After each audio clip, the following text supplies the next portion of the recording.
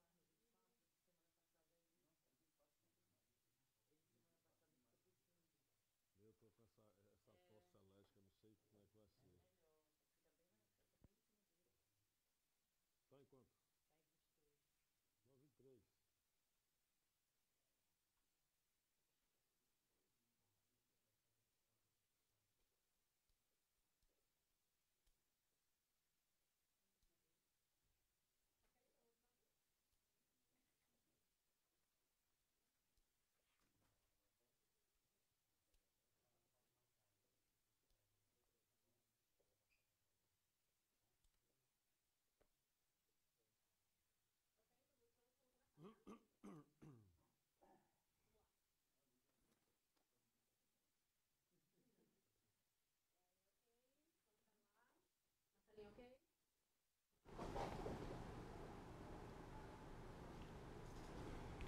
Olá pessoal, boa tarde.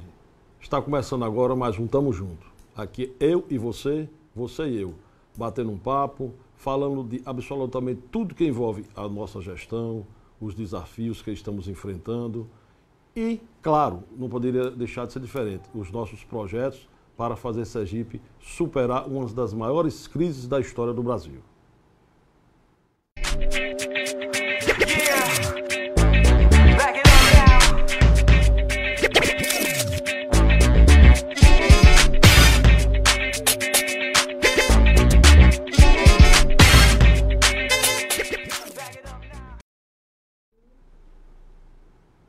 E como diz o ditado, né?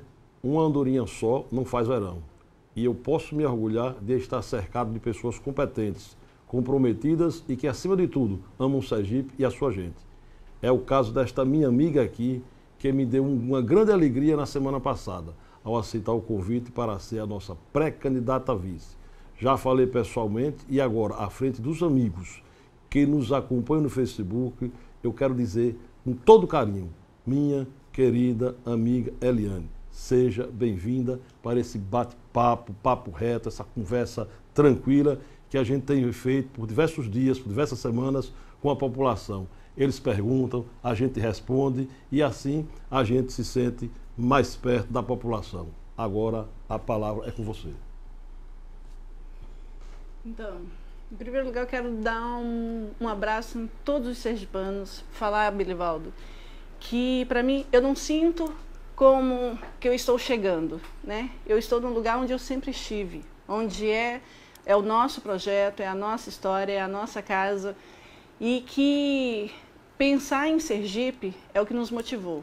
Sabe? E o que eu quero é realmente que a gente consiga fazer cada vez mais e melhor, sabe? Com todos os desafios que nós temos pela frente, mas dizer o seguinte, que nós somos um projeto e nós temos uma responsabilidade muito grande com toda a população sergipana. Então, obrigada pelo convite, obrigada pela confiança, obrigada pela amizade e dizer realmente que nós estamos juntos, como sempre estivemos. Até mesmo porque esse projeto não é um projeto de Belivaldo, não Sim. É um projeto de Eliane. Esse é um projeto para Sergipe. Sim. Às vezes fica um pouco difícil, né, de acreditar em certas coisas que nós políticos falamos. o momento é de um descrédito imenso com a política, mas nós estamos abrindo mão de muitas das nossas coisas no campo pessoal para abraçar esse projeto. Eu não tenho dúvida que se a Eliane estivesse pensando só nela, se essa pessoa aqui pensasse só nela, ela abraçaria outro projeto. Eu não tenho dúvida de que a Eliane seria uma excelente candidata, por exemplo, a deputada federal ou a mesma senadora. E, de repente, ela estaria defendendo, claro, os interesses de Sergipe lá em Brasília. Mas não, ela preferiu abraçar essa causa em nome de Sergipe. Portanto, antes da gente começar esse bate-papo com você, dá uma olhadinha aí nesse vídeo que fala um pouco mais desse momento de superação que estamos vivendo em Sergipe. Eu e a Eliane. Portanto, voltamos já, fique ligado. Você vai perguntar e a gente vai responder.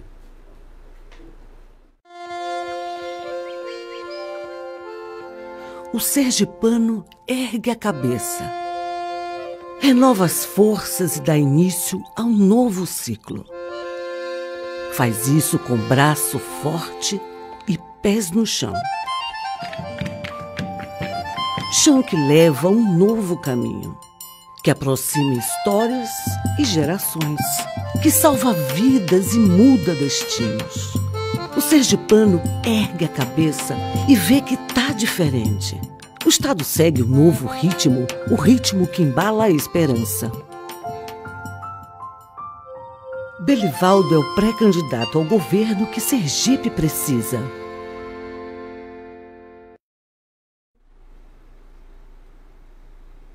É isso aí. Eliane, eu não escondo de ninguém a admiração que tenho por você. Não só pela grande mulher que você é, mas pela atuação que você sempre teve em defesa daqueles que mais precisam e daqueles que querem ter seus direitos respeitados. Você esteve à frente da Secretaria de Estado e de Inclusão e fez lá um trabalho diferenciado. Você fez com que as pessoas passassem a acreditar num trabalho de uma pessoa que faz tudo pensando no próximo. E por isso mesmo é que eu quero estar ao seu lado, eu quis estar ao seu lado. Por isso mesmo é que nós conseguimos superar todos esses momentos, né, de repente, onde você fica tentando compreender o que fazer hoje, o que fazer amanhã, mas você preferiu dar tudo de si para dar continuidade a esse trabalho tão importante que é atuar em defesa daquele que mais precisa. É por isso que essa minha admiração, ela por você aumenta a cada dia. Eu tenho certeza absoluta que você vai estar contribuindo em muito para com esse processo de desenvolvimento do Estado de Sergipe. Na Secretaria de Inclusão, na Prefeitura de Aracaju, por exemplo, você mostrou um novo sentido de inclusão, né? Um novo sentido de trabalho em que a pessoa vai se sentir cada vez mais protegida. E por isso mesmo é que eu quero dizer que você dá mais tranquilidade ao nosso trabalho, dá mais força, faz com que a gente tenha certeza de que o caminho para a vitória está a começar a partir de agora, ele vai dar certo, a gente vai superar todo este momento de dificuldade.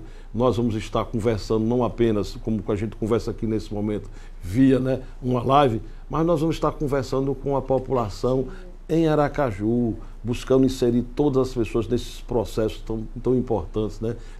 Fazendo com que cada um faça a sua história, conta a sua história, deixar com que as pessoas se sintam empoderadas. E é por isso mesmo que em nenhum momento eu abri mão de ter você ao meu lado, nesse projeto que estamos pensando para Sergipe. Agora fique à vontade e nos conte um pouco das razões pelas quais você decidiu topar esse desafio e como você está pronta, portanto, para dar contribuição ao nosso Estado. A palavra agora é sua, converse um pouco, sinta um pouco desse clima que é tão bom. Olha, é incrível como depois que a gente encerra aqui o programa, a gente vê a participação das pessoas. A quantidade de perguntas. Nós já tivemos momentos aqui de, ao encerrar a nossa live, ter mais de 1000 perguntas. E às vezes a gente não consegue responder no mesmo dia, a gente volta na semana seguinte e acaba dando a atenção que a população merece. Portanto, uma pequena pausa aí e na sequência vamos ouvir a nossa querida Eliane.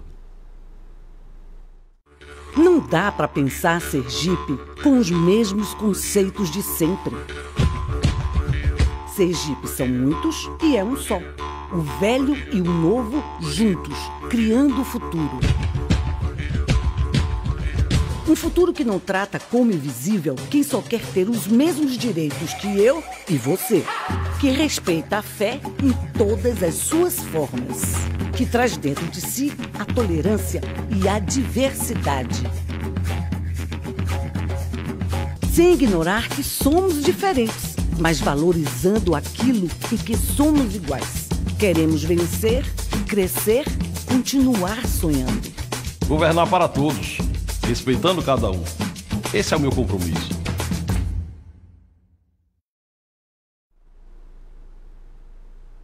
Bom, agora vamos ouvir um pouco aqui da história da Eliana, ela dizer o porquê que você aceitou esse desafio de participar desse projeto.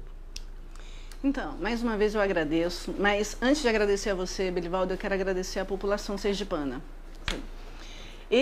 Por onde eu passo, as pessoas sempre me cobram e me pedem muito o meu papel na política, né? E é algo que eu achava que eu já estava até exatamente cumprindo a parte como vice-prefeita e sem pensar em outros locais, pensar em estar me posicionando novamente no governo do estado. Mas por onde eu ando, por onde eu passo, as pessoas, principalmente as pessoas do interior, que me falavam assim: Eliane, eu queria te ver de novo perto do governo do estado, eu queria estar mais perto, eu queria que você estivesse mais perto aqui do interior. E é um carinho imenso que a população tem comigo. Eu sei que quando as pessoas me olham, elas trazem uma esperança dentro do peito. E eu não posso, de forma alguma, eu não tenho o menor direito de dizer qualquer não para a população sergipana. Além de ter um agradecimento imenso a toda essa população pelo carinho, pela história que vocês carregaram comigo, sabe, desde que eu cheguei, dos momentos mais difíceis que eu tive aqui nesse estado e que a população esteve comigo o tempo inteiro, eu não podia dizer não. Eu não tinha esse direito de dizer não. Sabe, uma coisa como você falou, os nossos projetos pessoais, às vezes eles caminham muito diferente da vida política. Porque estar na vida política não é fácil, né? Principalmente eu, mãe, sou pai e mãe dos meus filhos, tenho uma criança que precisa muito de mim e eu sei que a política também exige muito da gente. Muitas vezes a gente abre mão da vida familiar, da vida pessoal para estar dentro da política, que não é fácil. Mas, como você lembra, eu sempre falei que Belivaldo tinha que ser o próximo governador por toda a história, sabe? Pelo papel que ele teve lá atrás. Ele foi vice de Marcelo Deda e foi um vice de extrema competência, de extrema companheirismo e de muita sinceridade. Belivaldo conhece todo o estado, sabe? Conhece os problemas do estado, está dentro do projeto há muitos anos e hoje é quem mais consegue também enxergar as possibilidades. E durante todo esse caminho eu falava para ele: você tem que ser o nosso próximo governador, mas nunca me imaginei que estaria ao seu lado como vice. Mas falo para você, Belivaldo, que eu vim por você, por essa população sergipana, e eu sei que nós faremos o melhor, porque nós ainda temos muitos desafios. E além disso tudo, a parte que toca a amizade, o carinho, a confiança que eu tenho no seu trabalho e que você vai realmente ajudar a melhorar a vida da nossa população, eu pensei em várias outras questões. Uma foi a unidade do meu partido, sabe? Eu sou do Partido dos Trabalhadores, eu sempre fui. Eu recebi vários convites para participar de outras legendas e para mim nunca teve sentido estar fora do PT, porque a minha história é dentro do Partido dos Trabalhadores. E eu não podia pensar em mim, por mais que eu quisesse, por mais que eu tenha certeza do papel fundamental e da necessidade de termos dentro do Congresso Nacional deputados e senadores que tenham convicção e tenham compromisso com a nossa população, porque aí sim a gente consegue fazer as políticas acontecerem lá em cima e para que ela chegue realmente como ela precisa para as pessoas dos municípios e do estado.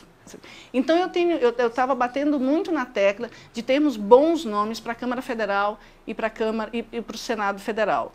Mas a partir daí, quando eu comecei a pensar em toda a análise do projeto, e eu me coloquei, sabe, falei até isso para a minha direção nacional, quando as pessoas começaram: Eliane, por que você não vai sair para deputada federal, por que você não sai para o Senado?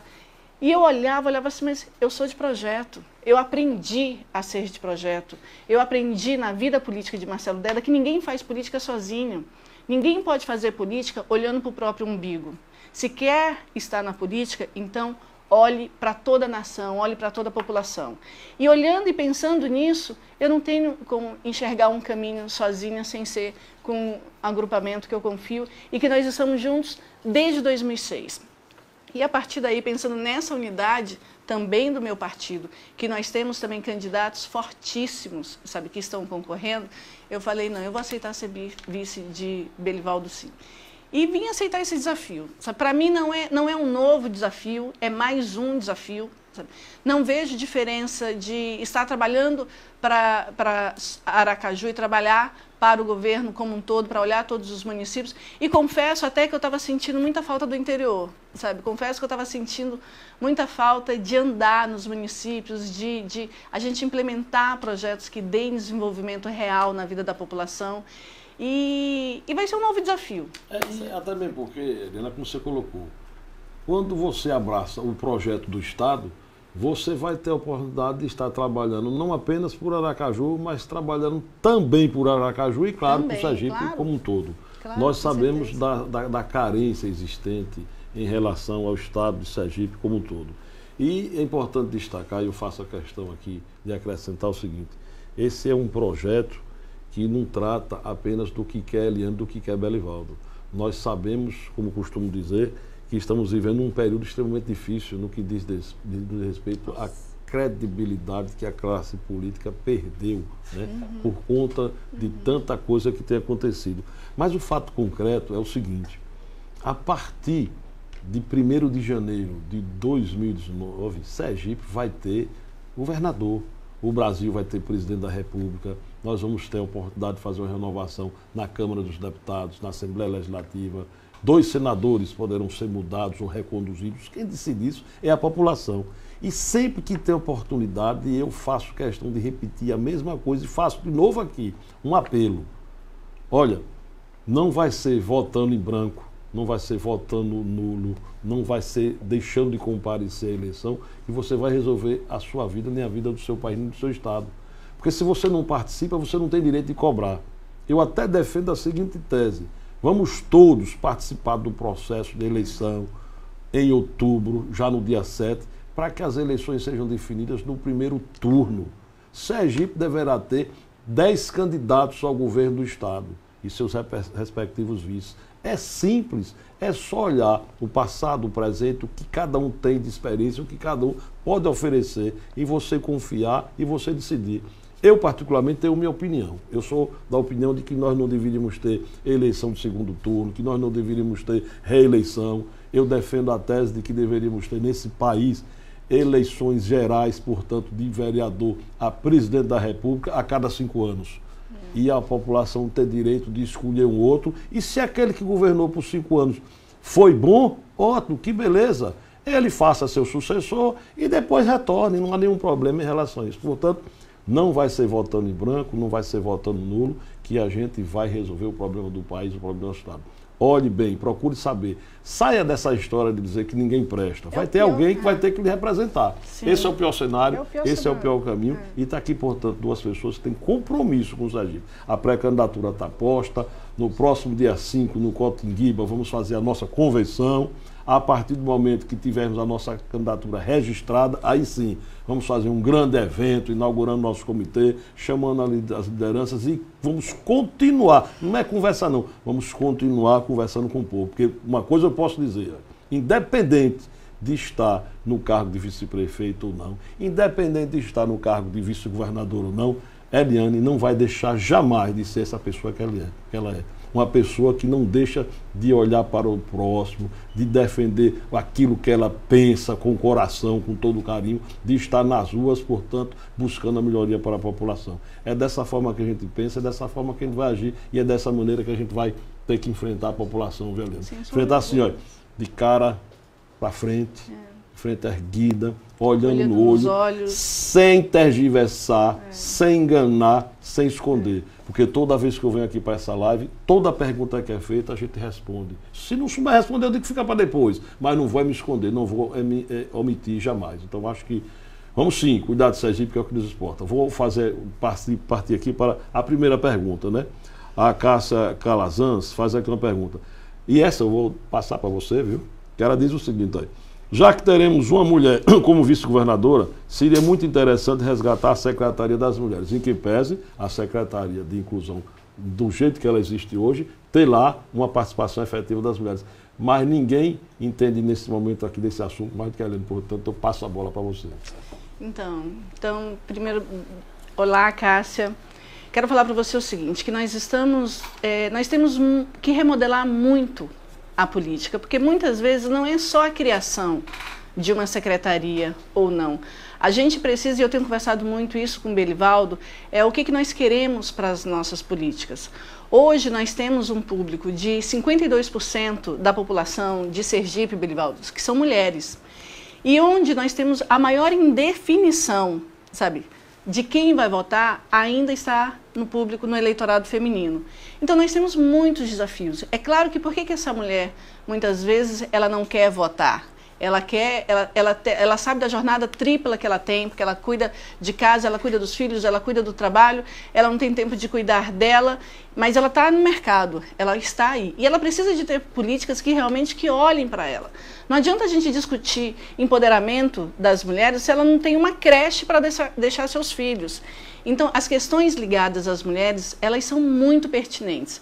É inadmissível qualquer governo hoje ser criado e não ter uma política muito clara e muito definida para as mulheres. E com certeza a gente vai estar brigando não só pela secretaria, mas pela política de A a Z para as mulheres do estado de Sergipe. Com certeza. Aqui vem outra pergunta de Fidelis e Ana Graciele. Elas perguntaram no Instagram o seguinte: semana passada houve o resultado do concurso da Polícia Militar. Qual o posicionamento do governo sobre a fraude ocorrida durante o processo? O concurso será anulado? Quais serão as medidas tomadas para resolver essa questão? Nós não tivemos questão relacionada à fraude. Houve uma suspeita de que alguém estaria tentando fraudar o concurso, se apurou e não houve nada que nos levasse a anular o concurso. Portanto, o resultado parcial já saiu, o exame de aptidão física já está sendo, portanto, providenciado, as pessoas estão sendo convocadas e assim que tivermos o resultado do teste de aptidão física, claro que anunciaremos o resultado e esse pessoal será convocado para participar do primeiro curso. E claro que no decorrer do tempo, levando-se em consideração de que há um prazo de validade desse concurso, a gente poderá convocar outros policiais também. A Rayane Castro pergunta aqui: as nomeações dos policiais civis prometidos aqui para o mês de julho. Nós fizemos a nomeação e foram convocados 32 policiais civis e conforme acertei aqui com você, combinei e vou cumprir. Agora no mês de agosto vamos convocar mais 32 policiais civis e no mês de setembro também. O compromisso assumido foi até o dia 30 de setembro, todo o pessoal que havia feito esse concurso, que passou, que vinha esperando, seria contratado e nós vamos convocar e contratar todos eles. O Jorge Alcântara, Eliane, faz uma pergunta aqui interessante. Como o senhor conseguiu assumir o pagamento dos servidores em dia? Na verdade, esse é um desejo nosso, de que consigamos pagar todos os servidores em dia. Isso é obrigação, não é favor. Isso é respeito ao servidor. Mas, infelizmente, nós vivemos um período de dificuldade, não apenas no estado de Sergipe. É só buscar informações e vocês verão que vários estados da federação não estão pagando dentro do mês. Nós conseguimos sim, graças a Deus, no mês de junho, pagamos a 44 mil servidores dentro do mês. Portanto, 70% dos servidores receberam dentro do mês. No mês de julho, idem. Pagamos dentro do mês a 44 mil servidores. E já estou aqui garantindo ao servidor que no mês de agosto vamos estar pagando também aos 44 mil servidores dentro do mês. E aí a gente está incluindo o servidor ativo, inativo e pensionista. E fizemos uma opção, porque você precisa priorizar às vezes. E a prioridade estabelecida foi, pelo menos nesse primeiro momento, para aquele servidor que ganha até R$3 mil. Principalmente o pensionista aposentado, que a gente sabe, né, que para o aposentado, às vezes ele tem aquela obrigação normal, natural. Minha mãe costuma brincar comigo, quando eu chego lá, ela me mostra aqui, ó, o tamanho da caixa de remédio, onde já vai. Ela faz, o dinheirinho que recebe da aposentadoria está indo todo para a farmácia. E a gente não pode deixar este cidadão, essa cidadã, essa pessoa que trabalhou a vida toda, né, na expectativa de quando vamos receber. É fato que nós estamos enfrentando essa crise, é fato que é preciso encontrar a forma de resolver o problema da Previdência. Para tanto, a gente já criou a Previdência Complementar no Estado de Sergipe, precisa avançar um pouco mais nisso, mas temos aí um déficit de 100 milhões por mês e isso prejudica. Então, foi com muita dedicação, priorizando, diminuindo despesas e procurando aumentar a arrecadação, que a gente está conseguindo fazer isso. Mas não é só isso que a gente pretende fazer, não. A gente precisa também tentar colocar em dia o pagamento dos nossos fornecedores, né? Porque só assim a saúde vai funcionar melhor, Sim. porque o cidadão que fornece os insumos para fazer funcionar melhor o USE, por exemplo, o Hospital Geral do nosso Estado, se ele fornece a gás, o soro, o esparadrapo, o medicamento, somente aquele da área de oncologia que a gente não pode deixar faltar de jeito nenhum. Nós chegamos a alguns momentos em que o CASE, por exemplo, faltava 10, 15, 20 tipos de medicamentos. Hoje a gente está faltando 5 tipos de medicamentos, mas estamos trabalhando para que a gente consiga colocar isso em dia. São 700 pessoas por dia indo ao CASE buscar o seu medicamento, seja porque faz parte e é cadastrado ali, seja porque também buscou a justiça e lá judicializado a gente tem a obrigação de fazer isso também. A Adriana Melo faz aqui uma pergunta: qual o posicionamento de Belivaldo e Eliane com relação à privatização da DESO? Eu pediria primeiro que a Eliane desse o seu posicionamento, depois eu daria o meu. Olha, eu falo que a DESO é uma empresa muito importante para o nosso Estado, sabe?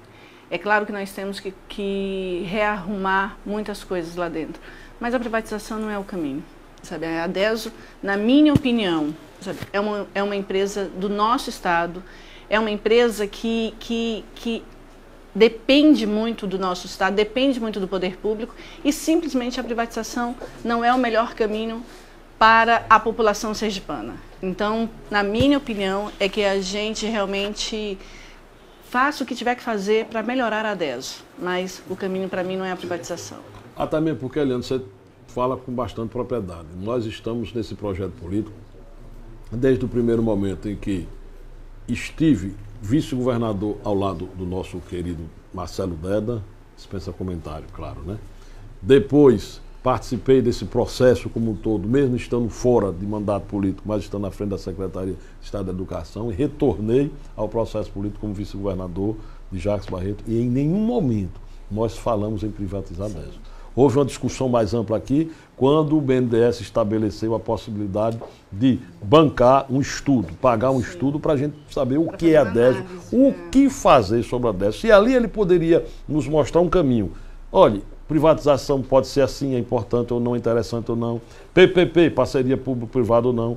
Você abrir mão de um certo percentual das ações, enfim. Capitalizar recursos para fazer com que a empresa melhore o seu atendimento, porque realmente a gente precisa melhorar o atendimento da DESO. Isso é ponto, isso é fato, não tem o que se discutir. A gente perde mais de 50% da água que a gente trata. Isso é recurso jogado fora.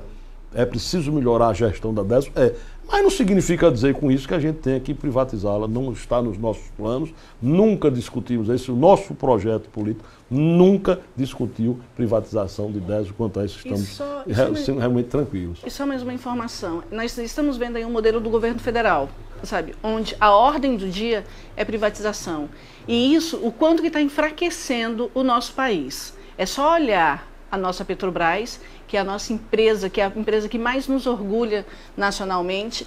E não é a solução. Nós queremos fazer com que os nossos estados, os nossos municípios sejam fortes, principalmente os estados. Sabe? E não é o que o governo federal está fazendo, que é o que nós queremos replicar aqui no nosso estado. Não nos interessa. Vamos aqui responder uma pergunta do nosso querido amigo aqui. Vamos lá. Aqui, o Ney Fagner.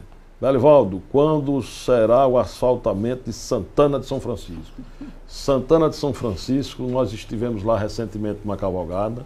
Depois retornei no dia 24 de julho, quando fui participar de uma missa em homenagem à Senhora Santana, padroeira de Santana de São Francisco, também padroeira da nossa querida Simão Dias.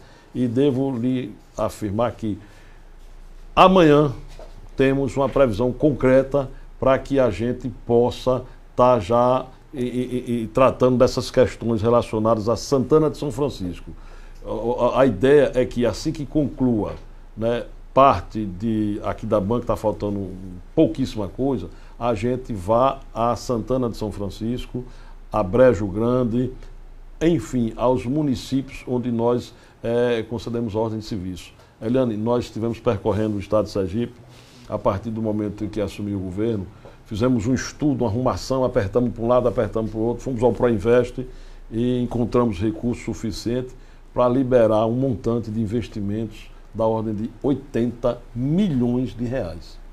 59 municípios estarão sendo beneficiados com essas ações de pavimentação asfáltica em diversas ruas desses municípios citados, assim como também pavimentação a paralelepípedo. O que eu posso lhe garantir é o seguinte: ordem de serviço foi dada porque o dinheiro está garantido. Se a gente não começar essa semana, nesses próximos 8, 10, 15 dias, a gente vai estar iniciando em vários outros municípios, porque já começamos, temos que concluir.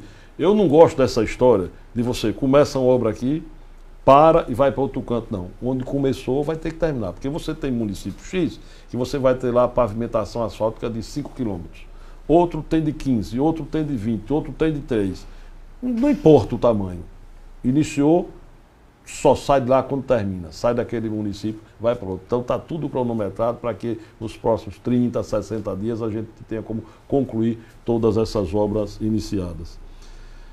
Maria Luísa Santos pergunta aqui, quando vai ser ampliada a lista de medicamentos do CASE? Acabei de informar isso aqui há pouco instante. Nós tivemos momentos faltando 15, 20 tipos de medicamentos.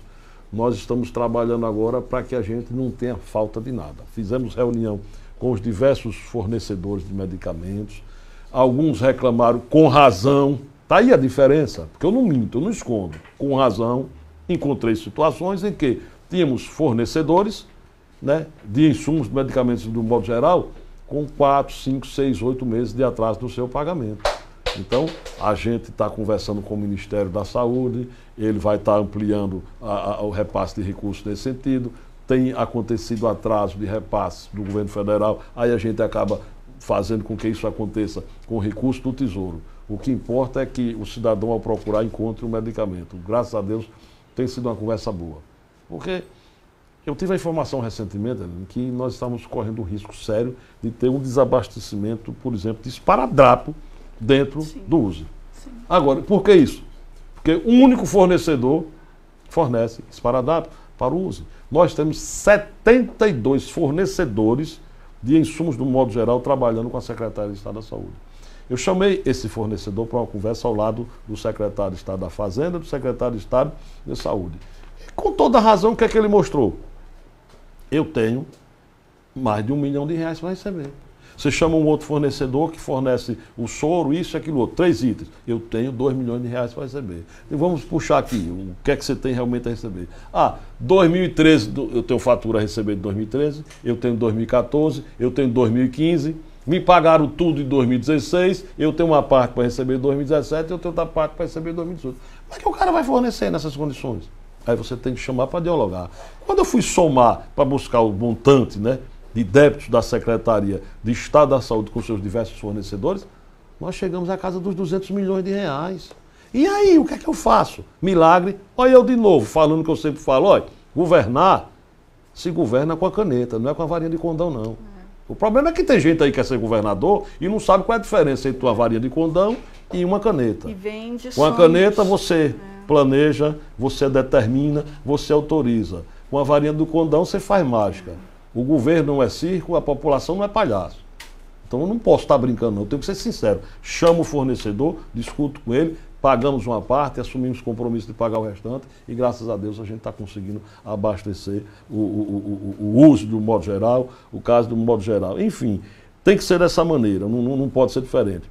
O Shalom Torres de Carira, ele pergunta, governador, qual o seu plano para o esporte nas cidades do interior? Está aí uma boa pergunta e num lugar realmente onde a coisa precisa acontecer, né? A questão do esporte. Tive recentemente em Carira para dar ordem de serviço de pavimentação asfáltica em algumas ruas, mas lá existia um desejo, um anseio, uma agonia tão grande da população, principalmente da turma jovem, que era um assunto relacionado ao esporte, que era a retomada do ginásio de esporte. E nós autorizamos. E por que a gente tem que priorizar o esporte?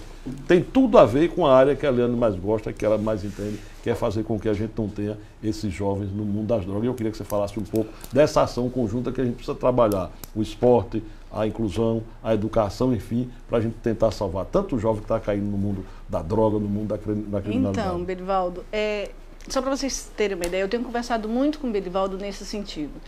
E eu brigo muito com os políticos homens quando eu vejo que a preocupação é muitas vezes obra, obra, obra, obra. E não é só obra, né? Eu preciso ter a obra, ela é fundamental para a vida de todos nós. Sem a melhoria da obra, a gente não consegue viver.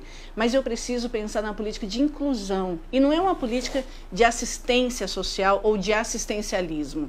Eu preciso pensar numa política de inclusão onde é envolvido esporte, saúde, educação, assistência, onde a gente possa olhar realmente para a nossa população e principalmente para os nossos jovens e falar o seguinte, olha, nós vamos criar um estádio no município tal. Mas o que vai ter da política educacional, sabe, que vai ser integrada com a educação para realmente fazer para que não fique uma coisa solta, né? Não é só chegar a construir o ginásio e não sai lá e não agrega nada. E seja um espaço de pelada, sabe?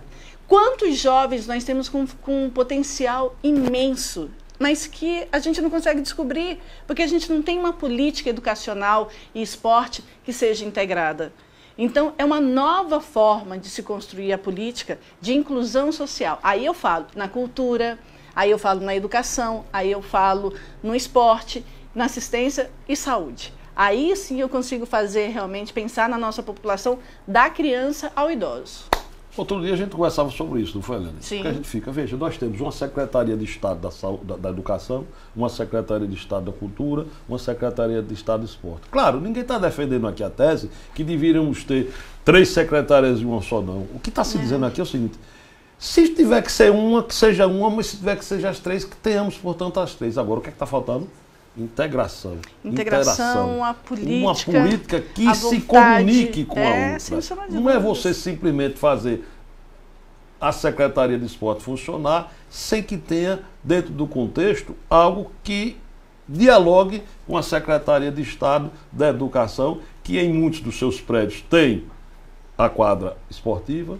Muitas delas precisam ser recuperadas, convém frisar, e eu não estou aqui para esconder, já estamos trabalhando nesse sentido. Estamos concluindo agora um processo de licitação, né, de um montante aí de aproximadamente 15 milhões de reais para a recuperação de várias escolas e principalmente de recuperação dos equipamentos de esporte nessas escolas para que a gente dê um pouco mais de ocupação a essa população. E aqui vem o Vitor e faz essa pergunta. Belivaldo, qual o seu projeto em relação ao investimento nas unidades voltadas à recuperação ao usuário de drogas em nosso estado? Visto que, ao meu ver, esta é a maior problemática que as famílias sergipanas que não têm condições de arcar com tratamento particular vêm sofrendo. Aí já é a consequência da falta da política, né, para o esporte, para a cultura, sim, para a educação, para o lazer, para não acontecer esse ponto. E essa é uma ação, Eliane, que realmente nós precisamos nos debruçar. E que o Brasil está perdendo muito. Exatamente. Porque hoje nós temos um número imenso de pessoas que em decorrência, a falta da educação, a falta de saúde, a falta do emprego, a falta de oportunidades para a nossa juventude, muitas vezes eles entram por caminhos errados. E é uma política que, por exemplo, hoje está completamente abandonada pelo governo federal. Hoje a gente não tem mais nenhuma diretriz para essa área. Então, isso causa muitos danos para o nosso pensamento. Mas, é claro, não adianta só eu pensar em política para as drogas ou para os usuários. Eu preciso pensar em como não deixar as minhas crianças e os meus adolescentes entrarem nas drogas. E aí é com a política pública consolidada. E se Deus quiser, a gente vai conseguir pensar isso e também pensar nos que já estão. Que aí é envolver a saúde, sabe? É envolver os CAPs, é envolver todo um sistema de saúde e de educação dentro do Estado para a gente tentar livrar esses jovens que já estão. Porque quem sabe, quem tem um jovem dentro de casa que vivencia, que é usuário de crack, é muito triste, tanto para aquele jovem e como para toda a família.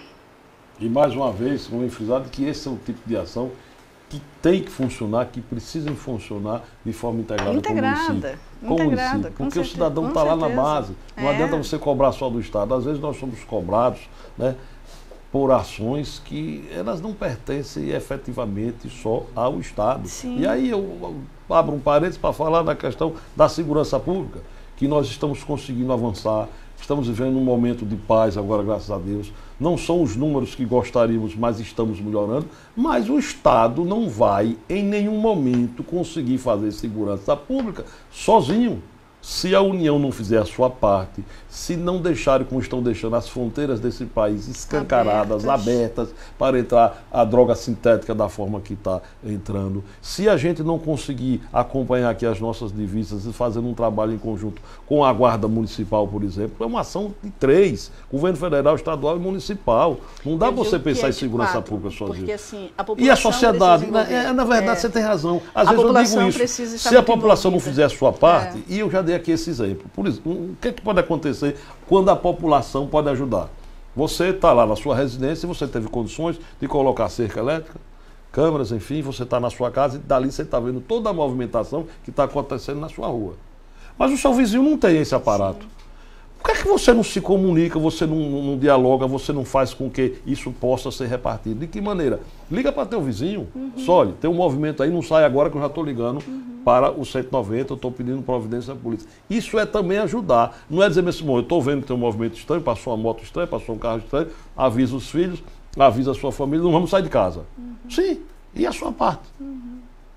Quando você parte para a educação, e aí? Eu lembro-me que quando assumi a Secretaria de Estado da Educação, no governo nosso Marcelo Deda, nós conseguimos avançar num quesito extremamente importante, que foi a recuperação, a reconstrução, né, de tantas escolas. Eu consegui entregar 110 escolas totalmente reformadas. E quando saí da Secretaria de Educação, deixei 40 em processo de licitação.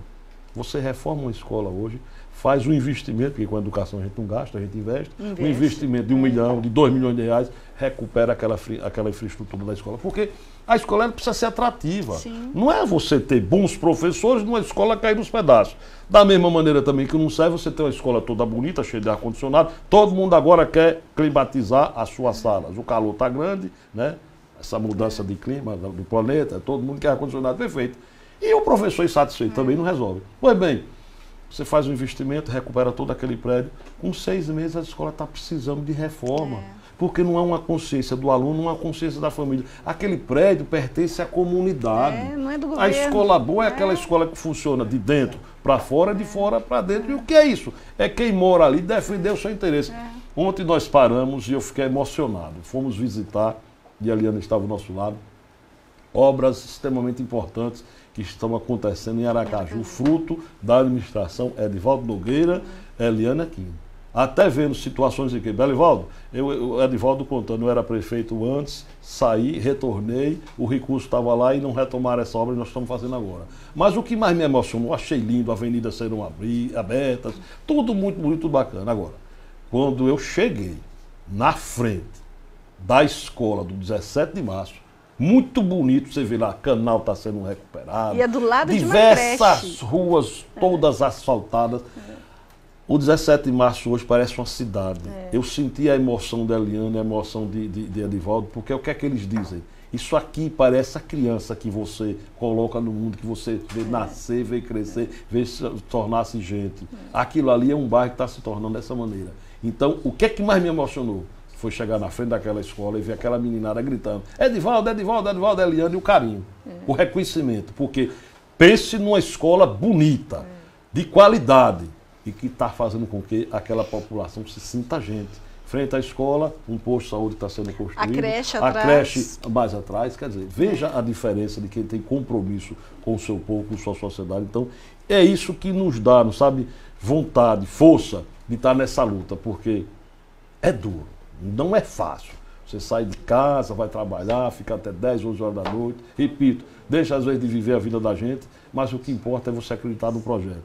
Então está aqui mais uma pergunta né, de Marquinhos, lá, Marquinhos do Piauitinga. Quando o hospital Gessé Fontes, na cidade de Estância, terá ortopedista. Fizemos processo seletivo e, por coincidência, Marquinhos, ontem nós estivemos reunidos com a equipe da Secretaria de Estado de Saúde para tratar dessas questões relacionadas, mais uma vez, à Estância. Nós temos lá 2 unidades hospitalares, o Gessé e o Agarrã. Eu não vejo viabilidade de você ter serviço de ortopedia nas 2 unidades. Eu posso muito bem, né, enquanto secretário de Estado de Saúde, enquanto governo do Estado, de repente comprar o serviço do Agarrã e fazer um outro no Gessé, para que a gente não ficar repetindo ações. Estamos definindo isso e até no final desse mês, eu tenho certeza absoluta que a gente vai ter definições em relação a como melhorar essa questão de atendimento à saúde, em especial tanto no Gessé como no Agarrã, no que diz respeito ao município de Estância. Acredito que já amanhã, no máximo segunda-feira, a gente já vai também estar começando a pavimentação asfáltica nas ruas do município de Estância.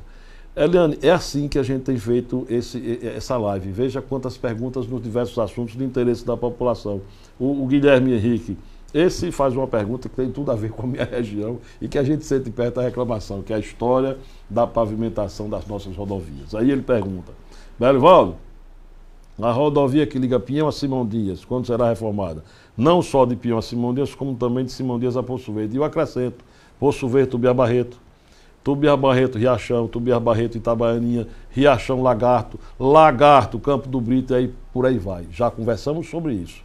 Trata-se de recursos de um montante de aproximadamente 400 milhões de reais para recuperar essas rodovias. Nós fomos buscar e aliando com essa história.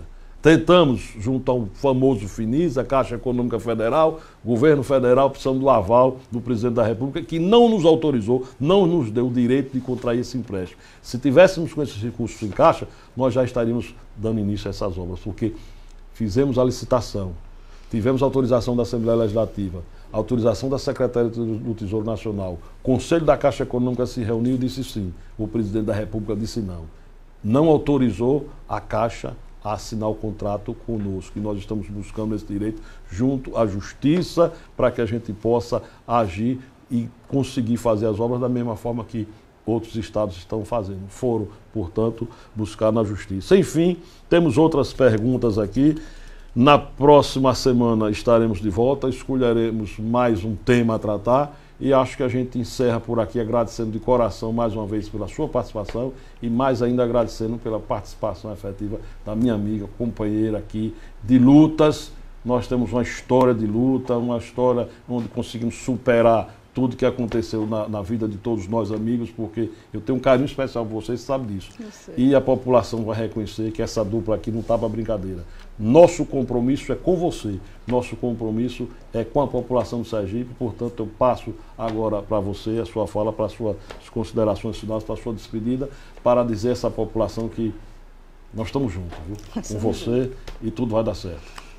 Então, em primeiro lugar, eu quero agradecer a participação de todos vocês. Eu falo que é tão bom a gente ver quando a população está participando e está dando sugestões. E essa questão dessa nova linguagem, sabe, a gente tem aberto muitas as portas de comunicação e de diálogo. Sabe? Nós estamos entrando num processo eleitoral que será muito duro e difícil. Sabe? Então, não acreditem nas fake news, não acreditem nas mentiras, não aceitem isso. Nós precisamos cuidar do nosso Estado com muita responsabilidade e com muita verdade. E eu acho, pode até ser que eu esteja errada, mas eu acho que essa dupla aqui, Belivaldo e Eliane, é uma dupla de muita verdade, de muita vontade de fazer. Até mesmo porque eu acho que nós somos muito mais cidadã e cidadão do que até mesmo políticos, sabe? E é claro que eu acredito muito na política como arte da transformação. Só com a política a gente consegue melhorar a vida das pessoas que precisam. Então aqui, eu e Belivaldo, que a gente consiga fazer a política do bem, a política que a gente quer, que é a política de transformação. Então, que Deus nos abençoe, Belivaldo, nessa nova jornada, que tenhamos a confiança de vocês e o apoio de vocês. E nós estaremos juntos e por muitos, muitos anos aqui na nossa terra, viu? Então, muito obrigada, Belivaldo, obrigada pela confiança, obrigada a você que insistiu tanto que eu viesse, que me mandava mensagem, para ele e falar o seguinte: nós estamos aqui por sua causa, viu? E se Deus quiser vai dar certo, então rezem por nós. Com fé, força e coragem, tudo dará certo. Me despeço me dirigindo aqui a Bianca Silva, que fez uma pergunta a Eliane, que ela falasse um pouco sobre política nacional, enfim, sobre os espaços que ela ocupou, experiência no trabalho frente às secretarias. Acho que ela falou um pouco disso e encerrou dizendo um pouco do que você pensa. Mas não vamos encerrar por aqui não. Em outro momento, nós estaremos de novo aqui com a Eliane para falar um pouco mais de tudo que a gente está observando em relação ao Estado, em função das nossas visitas, das nossas andanças, né? Teremos muito tempo para conversar, portanto, um abraço a todos. E eu não quero conversar só por aqui não, tá? Eu quero que você organize no seu município, na sua comunidade, principalmente reuniões com mulheres. Eu quero que vocês me chamem para que eu vá aí pertinho de vocês. É só utilizar o Instagram, o Facebook, faça o convite, que a Eliane vai, e quando eu puder acompanho também, porque afinal de contas o que a gente quer mesmo é estar um pouco mais perto de vocês. Até a próxima quarta-feira. Até a próxima.